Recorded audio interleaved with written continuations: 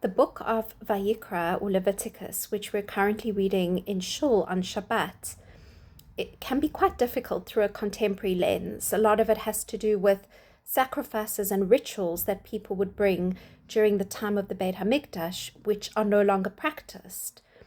And so one has to really look at the meaning of these things through a deeper symbolic lens, sometimes a midrashic lens, in order to really understand what they're trying to tell us for our contemporary lives. So this week's parsha is a double parsha, Tazria Metzorah, and it deals with several different rituals related to the Beit HaMikdash, the times of the Beit HaMikdash, and the functioning of the Kohen or the high priest, including the issues of the Metzorah, the person that has a skin affliction that causes some kind of impurity that requires isolation and a process of purification.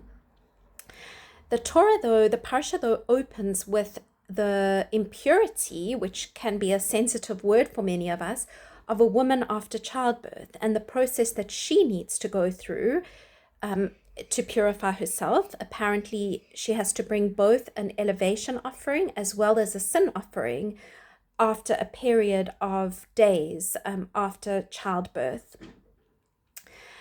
And then we come to, in Parashat Metzorah, the second piece of the twin parshiot of this week, where the person who has undergone this traumatic isolation and experience of being ashamed as a result of having the skin affliction is now expiated and purified and brings two birds as part of their offerings, one which is slaughtered and another which is dipped in water and blood and let to fly free across the field. The woman after childbirth similarly brings both an animal offering as the elevation offering and the sin offering, which is also a bird that is brought for purification. So the Talmud famously wonders, why does the woman who has given birth require these sacrifices, specifically a sacrifice to do with a sin offering? What could possibly be her wrongdoing?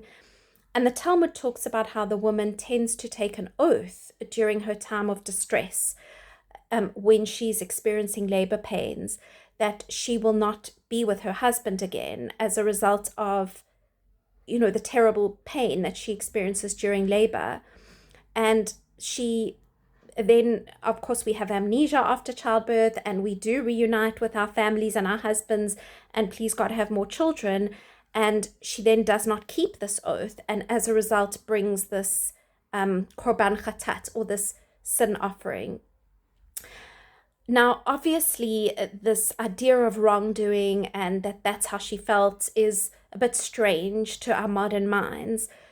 But what really struck me is the idea that there's a process after childbirth that one goes through in order to let go of certain, what may be traumatic experiences. And I really think that a childbirth is a difficult experience, and it's very fortunate for the person who is held with dignity during childbirth. When I think of my own experiences, I didn't have a traumatic birth, thank God, with my twins, but there were certain experiences that I suppose could leave me feeling a little bit bitter.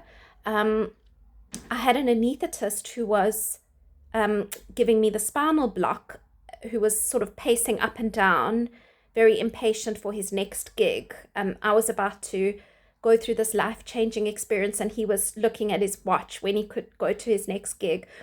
And then I was only prescribed Stopain and Panado, which are not typically strong enough for a post-surgical type of pain after, on the first day when the anesthetic wore off. I was in a great deal of pain and had to wait for the gynecologist to come to get proper medication. I also had the lactation consultant and the pediatrician fighting in the ward in my hospital room about my twins and their feeding and whether they needed structure or whether we should just go with a natural rhythm of the baby 2 days in.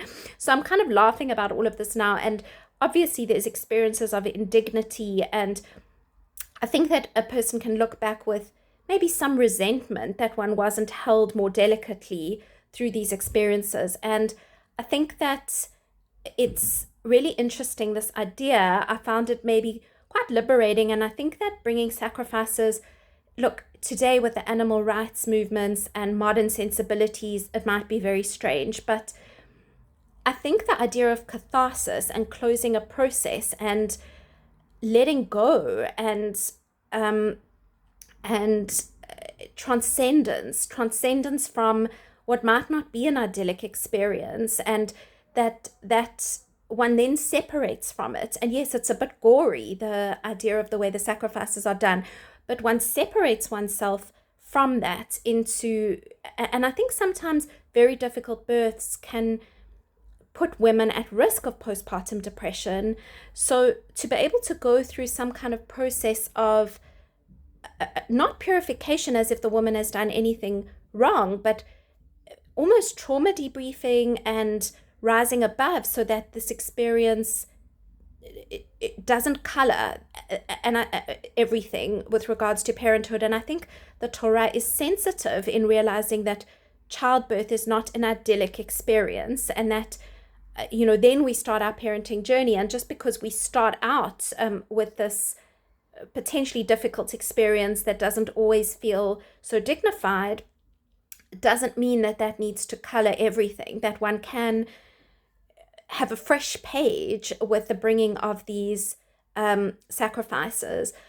I want to talk more about the Metzora, the process of purification for the person who's experienced the skin affliction, but I will do that in another video.